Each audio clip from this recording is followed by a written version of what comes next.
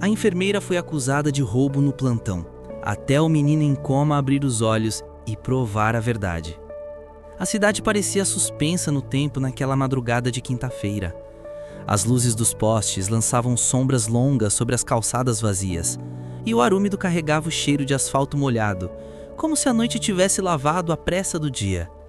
No alto da colina, o Hospital São Vicente permanecia acordado, como um farol solitário em meio à escuridão. Dentro dele, o silêncio era quase absoluto. Apenas os sons mecânicos dos monitores cardíacos, o zumbido contínuo das luzes fluorescentes e o ocasional ranger de carrinho de medicação quebravam a quietude.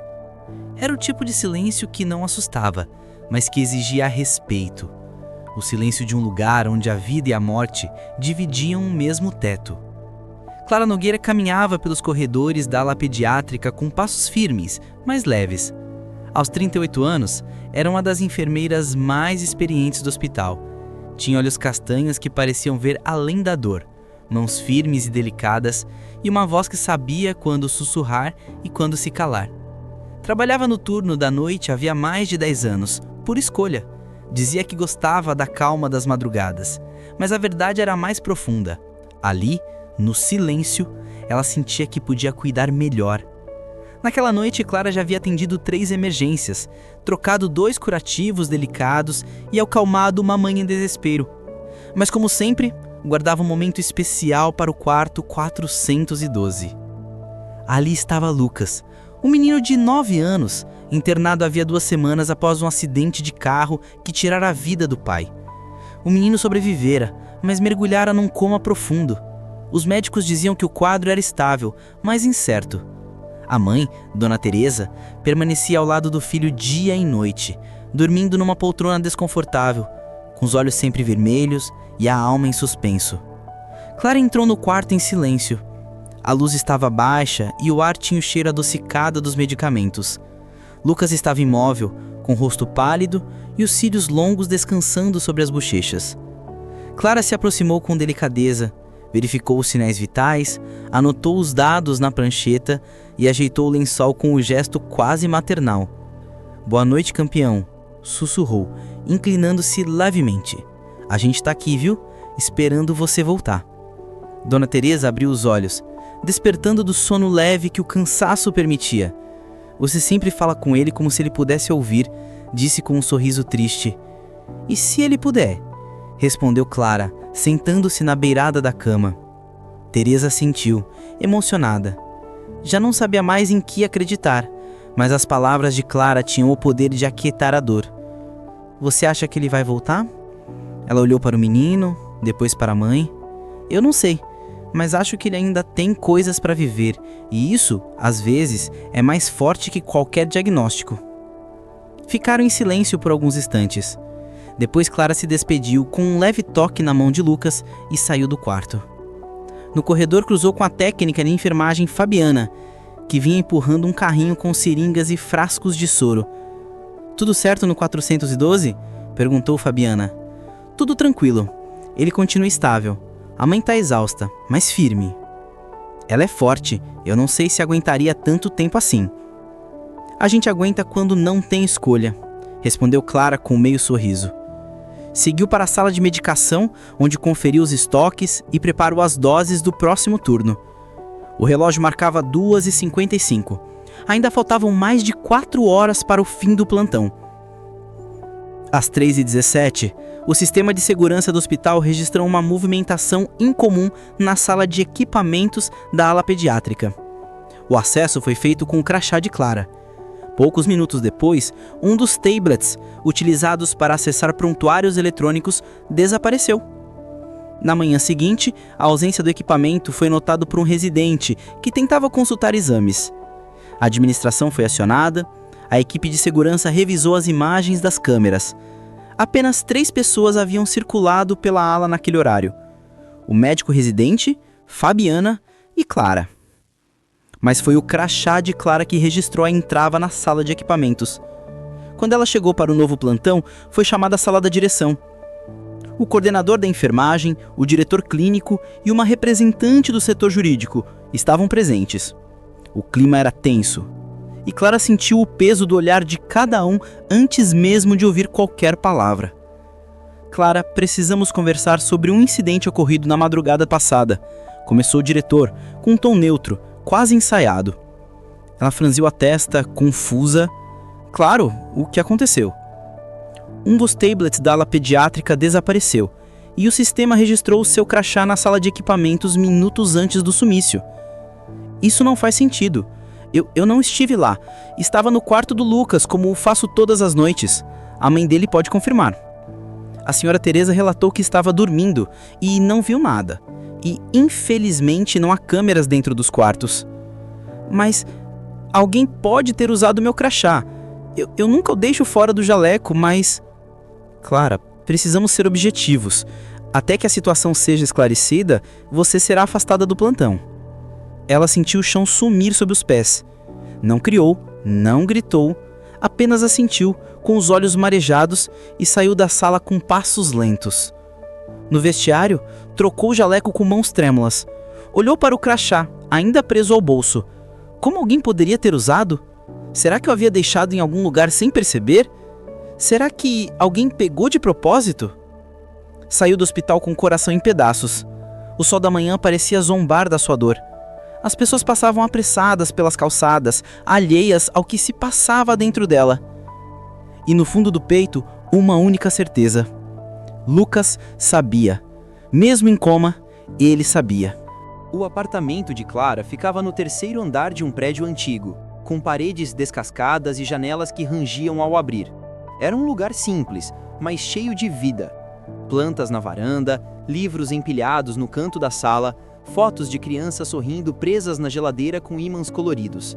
Ali, ela havia construído um refúgio silencioso, longe da correria dos plantões e das dores que carregava dos corredores do hospital. Mas naquela manhã, ao chegar em casa depois de ser afastada, Clara não sentiu o conforto de sempre. Tirou os sapatos na porta, deixou o jaleco sobre a cadeira e sentou-se no sofá como quem desaba. O silêncio do apartamento, antes acolhedor, agora parecia opressor. Pela primeira vez em muitos anos, ela não sabia o que fazer. Ligou a televisão, mas não prestou atenção. Tentou ler, mas as palavras escorriam pelas páginas sem sentido. O telefone tocou algumas vezes. Colegas talvez, ou conhecidos querendo saber o que realmente havia acontecido. Não atendeu. Não queria se explicar. Não queria se defender. Queria apenas entender. Como alguém poderia ter usado seu crachá? Ela era cuidadosa, metódica, nunca deixava seus pertences fora do alcance. Será que o havia deixado na sala de descanso? Será que alguém o pegou de propósito? E por quê? A dúvida era um veneno lento, e naquela manhã, Clara sentiu o gosto amargo da injustiça se espalhar pelo corpo. No hospital, os comentários se espalhavam como fumaça. Alguns diziam que Clara havia confessado, outros que havia sido pega em flagrante. Poucos se lembravam de sua dedicação, dos anos de trabalho impecável, das noites em claro cuidando de pacientes que ninguém mais queria atender. Fabiana, a técnica de enfermagem que dividira o plantão com Clara, estava visivelmente desconfortável. Sabia que algo não batia. Clara não era o tipo de pessoa que faria aquilo. Mas também não tinha provas, e no hospital a ausência de provas era um terreno fértil para julgamentos silenciosos. Você acha que ela fez mesmo isso? Perguntou um residente enquanto tomava um café na copa. Não sei, respondeu Fabiana, hesitante. Mas não parece com ela. O sistema registrou o crachá dela e o tablet sumiu. Coincidência? Às vezes as coisas não são tão simples. O residente deu de ombros e saiu. Fabiana ficou ali, olhando para a xícara vazia, com um peso no peito que não sabia nomear. Enquanto isso, no quarto 412, Dona Teresa continuava sua vigília. Lucas permanecia em coma, com os mesmos sinais vitais estáveis, o mesmo silêncio profundo. Mas algo havia mudado. Clara não estava mais ali, e a ausência dela era como uma sombra sobre o quarto. A nova enfermeira, Camila, era jovem, simpática, mas distraída. Passava muito tempo no celular, esquecia de anotar os horários dos medicamentos e às vezes parecia impaciente com as perguntas de Teresa. Desculpe, você sabe quando vão repetir os exames do Lucas? Perguntou a mãe certa manhã. Acho que amanhã ou depois. O médico vai passar mais tarde, respondeu Camila sem tirar os olhos da tela do celular. Teresa suspirou. Sentia falta da forma como Clara explicava tudo com calma, como anotava cada detalhe, como falava com Lucas mesmo quando ele não respondia. Sentia falta da presença dela, da segurança que transmitia. Naquela tarde, enquanto Camila organizava os materiais ao lado da cama, Teresa notou algo estranho. A enfermeira retirou um tablet da mochila e começou a digitar. Era um modelo idêntico ao que havia sumido. "Esse equipamento é novo?" perguntou Teresa, tentando soar casual. Sim, o hospital repôs", respondeu Camila, desviando o olhar. Teresa não era ingênua. Esperou a enfermeira sair e discretamente tirou uma foto do número de série do aparelho. Depois, ligou para Clara. "Dona Teresa?" atendeu Clara, surpresa. "Está tudo bem com o Lucas?" "Ele continua igual, mas eu precisava falar com você. Acho que viu o tablet que sumiu." Clara sentou-se no sofá, o coração acelerado. "Como assim?" "A enfermeira nova estava usando um igualzinho. Eu tirei uma foto do número de série. Talvez ajude." Clara agradeceu, emocionada. Aquela mulher, que mal a conhecia, estava tentando ajudá-la. Era um fio de esperança no meio da escuridão. No dia seguinte, Clara levou a informação ao advogado, que conseguiu acesso ao número de série do equipamento desaparecido. Era o mesmo, exatamente o mesmo. Mas como ele havia voltado ao hospital? E por que ninguém notou? A resposta veio dias depois, quando um funcionário da manutenção encontrou um crachá jogado atrás de um armário na sala de descanso. Era o crachá de Clara, mas ela jurava que nunca o havia perdido. A suspeita de que alguém havia usado seu crachá para incriminá-la ganhou força, mas ainda faltava a prova definitiva. E no centro de tudo, permanecia Lucas, silencioso, imóvel, como se dormisse à espera do momento certo. Naquela noite, Clara não conseguiu dormir. Sentou-se na varanda do apartamento, com uma manta sobre os ombros e uma xícara de chá nas mãos. Olhava para o céu escuro, tentando encontrar respostas entre as estrelas. Pensou em tudo o que havia vivido naquele hospital. Nos plantões dobrados, nas crianças que havia segurado pela mão, nas mães que havia consolado. Pensou em Lucas, e no fundo do peito, algo lhe dizia que ele era a única pessoa que sabia a verdade. Mesmo em coma. No hospital, a tensão aumentava. A direção começava a perceber que havia agido com pressa. O tablet havia reaparecido, mas ninguém sabia como. O crachá de Clara fora encontrado em local suspeito. E agora, com a informação de Teresa, havia uma nova peça no quebra-cabeças. Mas ainda faltava a voz de Lucas. E ela viria. Mais cedo do que todos imaginavam. O céu amanhecia devagar naquela segunda-feira. Uma névoa fina cobria os prédios da cidade, como se o dia ainda hesitasse em começar. No Hospital São Vicente, a rotina já se agitava. Enfermeiros trocavam turnos, médicos passavam visitas e o cheiro de café forte se misturava ao de álcool hospitalar nos corredores. No quarto 412, porém, o tempo parecia suspenso. Dona Teresa, como sempre, estava ao lado da cama do filho. Dormia sentada, com o queixo apoiado no peito e as mãos entrelaçadas sobre o colo. Lucas permanecia imóvel, com os olhos fechados e a respiração ritmada pelas máquinas. A luz suave da manhã entrava pela janela, iluminando o rosto pálido do menino. Camila, a nova enfermeira, entrou no quarto com passos apressados. Trazia a bandeja com os medicamentos e o tablet, o mesmo que Teresa suspeitava ser o aparelho desaparecido. Conferiu os dados, aplicou a medicação e saiu sem dizer uma palavra. Minutos depois, algo aconteceu. Lucas mexeu os dedos da mão esquerda. O movimento foi sutil, quase imperceptível, mas Dona Teresa, mesmo adormecida, pareceu sentir. Abriu os olhos devagar e olhou para o filho. Por um instante pensou ter sonhado, mas então viu de novo. Os dedos se moveram. Depois a pálpebra esquerda tremeu e, lentamente, como quem retorna de um lugar muito distante, Lucas abriu os olhos. "Lucas", sussurrou, aproximando-se da cama. O menino piscou, confuso. Os olhos, ainda turvos, procuravam algo no ambiente. Teresa apertou o botão de emergência com a mão trêmula e começou a chorar. "Meu Deus, meu filho, você voltou!" Em segundos, a equipe médica invadiu o quarto. A enfermeira Camila, o médico plantonista, uma residente e 2 técnicos cercaram a cama. O monitor cardíaco apitava com mais intensidade, registrando o aumento dos batimentos. O médico se aproximou, avaliando os reflexos. Lucas, você consegue me ouvir? Pisque uma vez para sim. O menino piscou. Consegue mexer os dedos? Lucas moveu a mão lentamente. Muito bem, garoto, muito bem. Teresa chorava em silêncio, segurando a mão do filho com força. A emoção era tanta que mal conseguia respirar. Depois de semanas de espera, de orações, de noites em claro, ele estava ali, acordado, vivo. Nas horas seguintes, Lucas passou por uma bateria de exames. A tomografia mostrou atividade cerebral normal. Os reflexos estavam preservados. A fala ainda era fraca, mas presente. Os médicos estavam surpresos com a recuperação rápida. Era como se o menino tivesse esperado o momento certo para voltar. Na tarde daquele mesmo dia, a psicóloga do hospital, doutora Helena, foi chamada para conversar com ele. Sentou-se ao lado da cama com um caderno nas mãos e um olhar gentil. Oi, Lucas. Eu sou a Helena. Posso conversar com você um pouquinho? O menino assentiu. Você sabe onde está? No hospital, respondeu com a voz rouca. Isso mesmo, você ficou um tempo dormindo, mas agora está acordado, e isso é maravilhoso.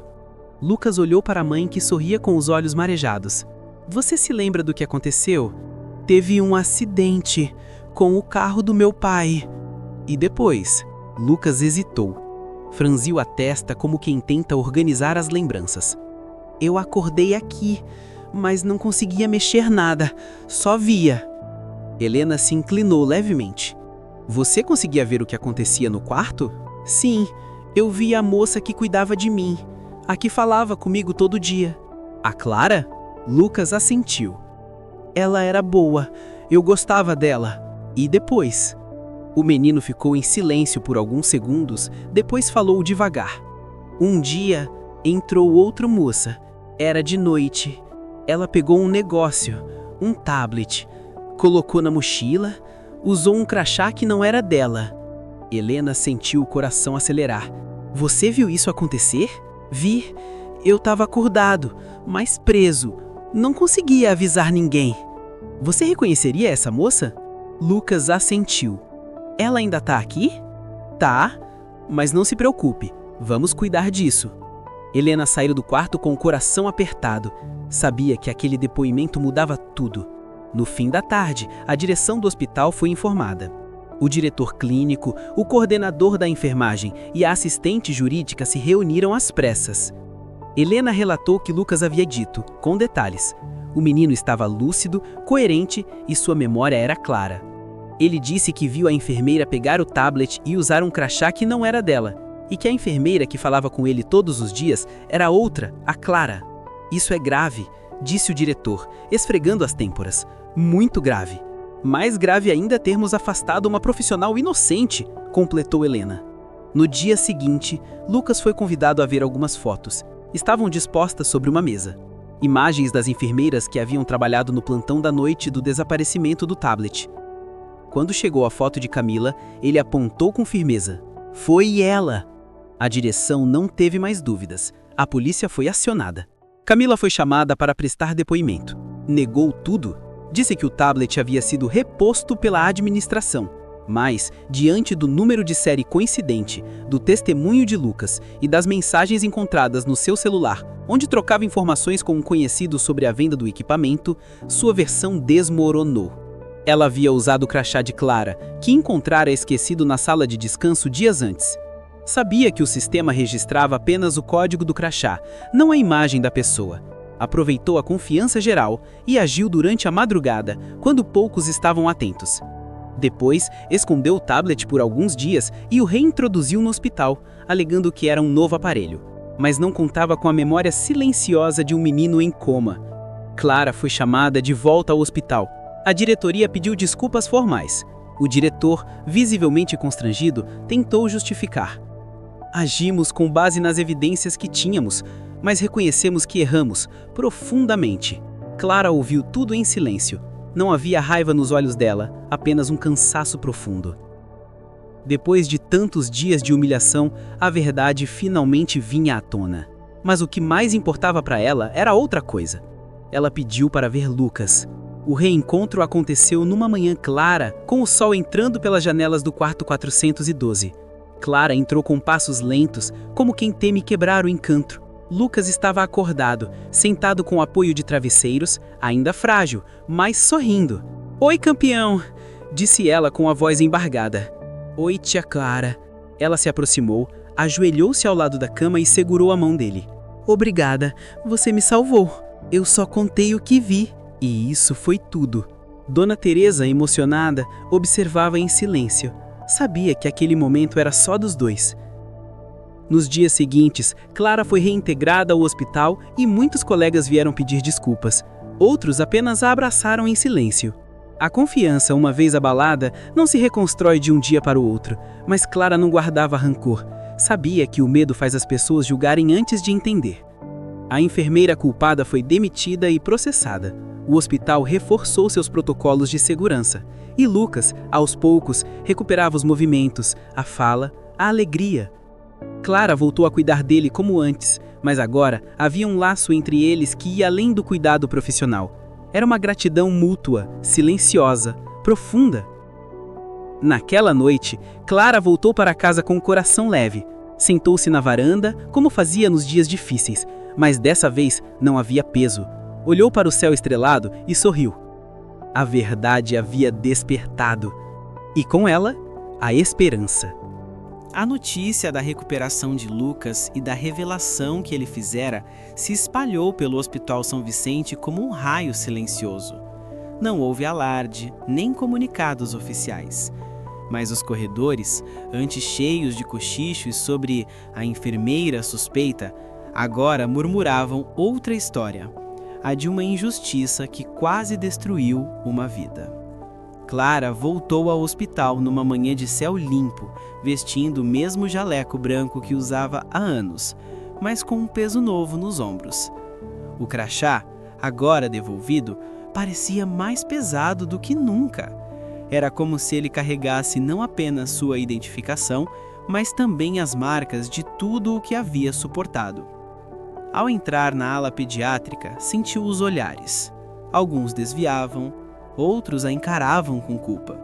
E havia aqueles que, sem dizer uma palavra, apenas assentiam com um leve aceno, um gesto tímido de quem reconhece o erro, mas não sabe como pedir perdão. Fabiana, a técnica de enfermagem que havia dividido o plantão com Clara na noite do roubo, foi uma das primeiras a se aproximar. "Clara", disse com a voz baixa, "eu sinto muito. Eu devia ter falado mais. Eu devia ter confiado em você." Clara sorriu com gentileza. "Você fez o que pôde, e agora a verdade apareceu. É isso que importa. Mas você sofreu tanto e ninguém fez nada." Às vezes, a gente tem que atravessar a tempestade para lembrar quem a gente é. Fabiana a abraçou emocionada. Era um abraço que carregava arrependimento, mas também admiração. A direção do hospital organizou uma reunião interna para revisar os protocolos de segurança.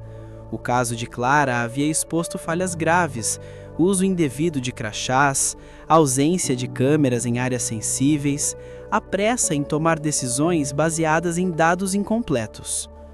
"Precisamos garantir que isso nunca mais aconteça", disse o diretor clínico com um tom firme. "E precisamos reconhecer, com humildade, que falhamos com uma profissional exemplar." Foi sugerida uma retratação pública.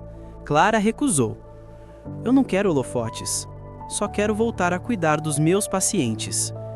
Mas aceitou participar de uma roda de conversa com os funcionários, organizada pela psicóloga Helena. Era uma tentativa de reconstruir a confiança, de abrir espaço para escuta e reflexão. Na sala de reuniões, com cadeiras dispostas em círculo, Clara falou pela primeira vez sobre o que sentiu. "Quando fui acusada, o que mais doeu não foi a suspensão, foi o silêncio, o olhar desconfiado de quem me conhecia há anos, a ausência de uma pergunta simples: 'Você tá bem?' Fez-se um silêncio denso na sala. Eu não quero que ninguém passe pelo que eu passei. Por isso, peço que da próxima vez que alguém for acusado, que vocês ouçam, que perguntem, que esperem, porque a verdade tem o próprio tempo e às vezes ela vem do onde menos se espera. Enquanto isso, Lucas seguia em recuperação. A cada dia ganhava mais força, mais palavras, mais sorrisos. Já conseguia andar com ajuda, brincar com jogos simples e conversar com os médicos. Mas era com Clara que ele mais se abria. "Você ficou triste quando te mandaram embora?" Perguntou numa tarde em que ela o ajudava a montar um quebra-cabeça. "Fiquei sim, mas eu sabia que você estava aqui, e isso me dava força.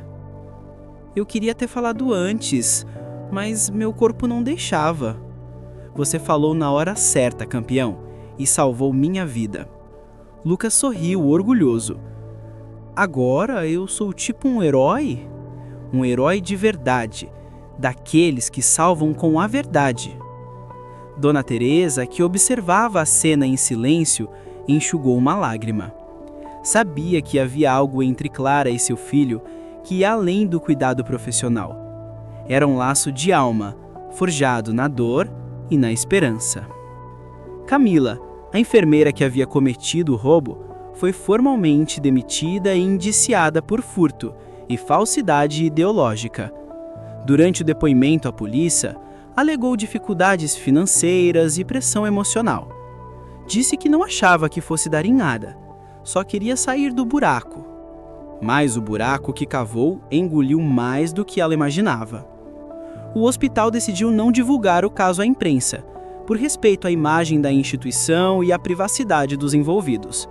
Mas internamente, a história se tornou um marco. Clara, por sua vez, voltou aos poucos à rotina. Reassumiu seus plantões, retomou os cuidados com os pacientes e, com o tempo, reconquistou a confiança dos colegas. Mas algo nela havia mudado. Estava mais atenta aos silêncios, mais sensível aos gestos e mais firme em suas convicções. Passou a orientar os novos enfermeiros com mais proximidade, compartilhando não somente técnicas, mas valores. Cuidar é mais do que aplicar medicação. É estar presente, é ouvir, é proteger até quando ninguém está olhando. E muitos passaram a vê-la não apenas como uma profissional experiente, mas como uma referência ética. Meses depois, numa cerimônia discreta, Clara recebeu uma homenagem do hospital. Não por ter sido inocentada, mas por sua coragem, sua paciência e sua fé no invisível. O auditório estava cheio. Médicos, enfermeiros, técnicos, pacientes e familiares. Quando seu nome foi anunciado, Clara subiu ao palco com passos calmos, vestindo jaleco branco e um sorriso sereno. "Eu não sou uma heroína", disse, ao pegar o microfone. "Eu só sou alguém que acredita que a verdade, mesmo quando silenciada, encontra um jeito de falar. Às vezes pela boca de um menino, às vezes pelo coração de quem não desiste." Aplausos preencheram a sala, mas Clara não buscava aplausos, buscava apenas paz. Na saída, foi abordada por uma jovem estudante de enfermagem. "Você pensou em desistir?" Clara sorriu. "Pensei sim, mas tem coisas que a gente faz não porque são fáceis, mas porque são certas. E porque às vezes a verdade só precisa de tempo para acordar." A estudante ficou em silêncio, tocada. E Clara, com o coração leve, voltou ao seu plantão, porque sabia que mesmo que o mundo duvida de você, a verdade tem um jeito bonito de abrir os olhos. O tempo passou, não com pressa, mas com a delicadeza de quem sabe que certas feridas não se fecham de um dia para o outro. No Hospital São Vicente, a rotina voltou ao seu ritmo habitual. Corredores movimentados, alarmes de monitores, vozes apressadas, vidas sendo salvas e outras infelizmente perdidas. Mas algo havia mudado. Uma semente havia sido plantada. Clara, agora reintegrada plenamente à equipe, era vista com outros olhos, não apenas como a enfermeira competente que sempre fora, mas como alguém que havia atravessado uma tempestade sem perder a ternura. Sua presença inspirava respeito, mas também confiança. Era como se sua história tivesse deixado um rastro de consciência nos outros, um lembrete de que julgamentos apressados podem custar caro e que a verdade, mesmo quando desacreditada, tem um modo silencioso de florescer. Lucas seguia em franca recuperação. Já andava sozinho pelos corredores, fazia fisioterapia 3 vezes por semana e frequentava sessões com a psicóloga Helena, que o ajudava a processar tudo o que havia vivido, ou melhor, tudo o que havia testemunhado, mesmo em silêncio. Certa tarde, Clara o encontrou na brinquedoteca, montando um castelo com blocos de madeira. Sentou-se ao lado dele, como fazia desde os primeiros dias, e observou em silêncio. "Tá vendo?", disse ele, orgulhoso. "Agora eu monto tudo sozinho. E tá ficando lindo", respondeu Clara sorrindo. "Um castelo digno de um herói."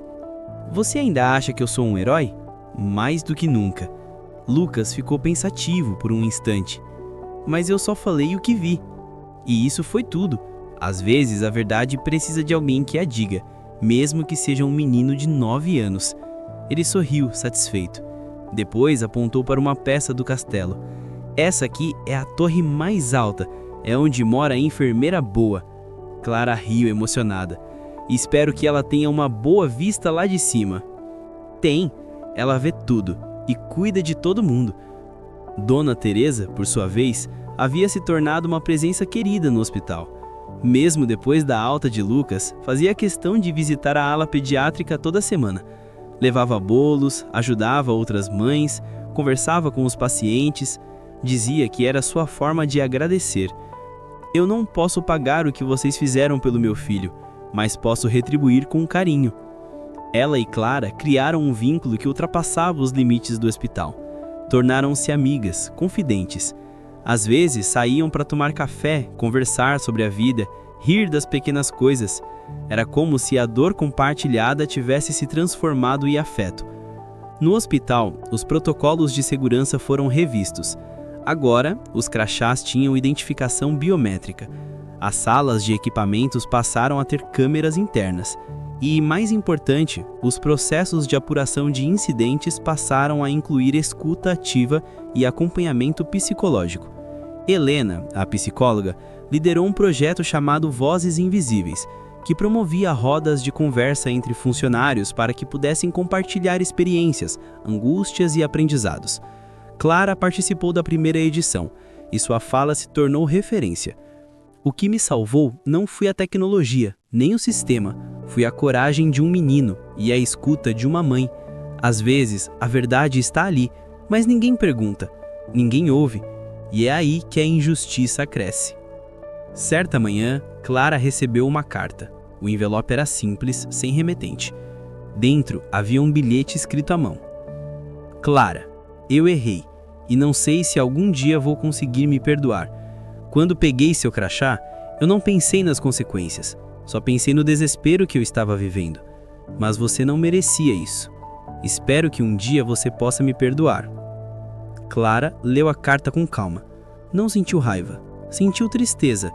Tristeza por uma vida que se perdeu no caminho, por uma escolha errada, por uma alma que se deixou engolir pelo medo. Guardou a carta numa gaveta, junto com outras lembranças. Não respondeu, mas no coração ofereceu o perdão silencioso que só os fortes conseguem dar. Meses depois, numa cerimônia de encerramento do ano hospitalar, Clara foi convidada a fazer o discurso final. O auditório estava cheio. Médicos, enfermeiros, técnicos, pacientes e familiares. Todos queriam ouvir a mulher que havia sido injustiçada e que mesmo assim não desistia de cuidar. Ela subiu ao palco com passos firmes, vestindo o jaleco branco e um broche com o nome Lucas preso ao bolso. Pegou o microfone e respirou fundo. Quando a gente escolhe cuidar de alguém, a gente escolhe se tornar invisível, porque o foco não é a gente, é o outro. Mas às vezes, ser invisível também significa ser vulnerável. Significa que quando algo dá errado, ninguém te vê, ninguém te ouve. E eu fui acusada injustamente, e por um tempo me senti sozinha. Mas aprendi que a verdade tem paciência, e que mesmo em silêncio, ela trabalha, ela se move, ela espera. E quando chega, cura mais do que fere. Fez-se um silêncio profundo no auditório. Depois vieram os aplausos, longos, sinceros, emocionados. Naquela noite, Clara voltou para casa com o coração leve. Sentou-se na varanda, como fazia nos dias difíceis, mas dessa vez não havia peso. Olhou para o céu estrelado e sorriu. Pensou em Lucas, em Teresa, em Fabiana, em Helena, em Camila. Pensou em si mesma. E entendeu que, apesar de tudo, havia vencido. Não com raiva, não com vingança, mas com verdade e com amor. Epílogo. Anos depois, Lucas voltaria ao hospital, não como paciente, mas como voluntário. Aos 17 anos, começou a visitar crianças internadas, contar histórias, levar jogos e sorrisos. Dizia que queria retribuir o que havia recebido. Eu fiquei em silêncio por muito tempo. Agora quero usar a minha voz para ajudar. Clara, já prestes a se aposentar, o observava com orgulho. Você cresceu, campeão. Foi você que me ensinou. Não, foi você que me ensinou a acreditar. E naquele hospital, onde tantas histórias se cruzavam, uma verdade permanecia. A verdade pode adormecer, mas nunca desaparece. E quando desperta, não apenas revela, ela cura. Se essa história tocou seu coração, ela precisa alcançar mais pessoas. A trajetória de Clara nos lembra que mesmo quando tudo parece perdido, a verdade encontra seu caminho, e que a empatia pode ser a luz no fim do corredor mais escuro. Quantas vezes você já viu alguém ser julgado sem ser ouvido? Quantas vezes a verdade ficou presa no silêncio? Agora queremos ouvir você. Deixe nos comentários. Você já viveu ou presenciou uma situação de injustiça? Como lidou com ela? Compartilhe essa história com alguém que precisa acreditar de novo na força da verdade. Curta se você acredita que a empatia pode mudar destinos. Marque um amigo ou amiga que adoraria ler essa história inspiradora. Juntos, podemos espalhar mais do que palavras. Podemos espalhar consciência, compaixão e coragem. Porque toda história verdadeira merece ser contada, e toda alma justa merece ser ouvida.